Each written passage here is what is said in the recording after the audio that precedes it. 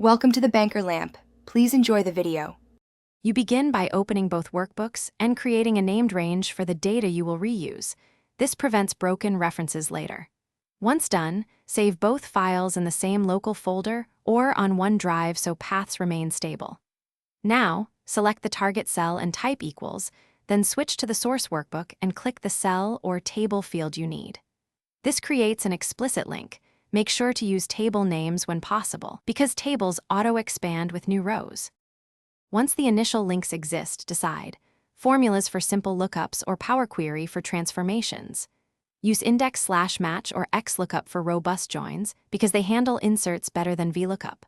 Alternatively, go to Data, get data from workbook to import and shape with Power Query. This lets you filter, merge, pivot, and remove columns before loading. Make sure to set the query to load to a table and enable background refresh. This keeps your workbook responsive while data updates in the background. Finish by configuring refresh behavior. Choose manual, on open, or scheduled automatic refresh depending on your workflow. Once done, validate totals and spot check rows to confirm joins match the correct keys.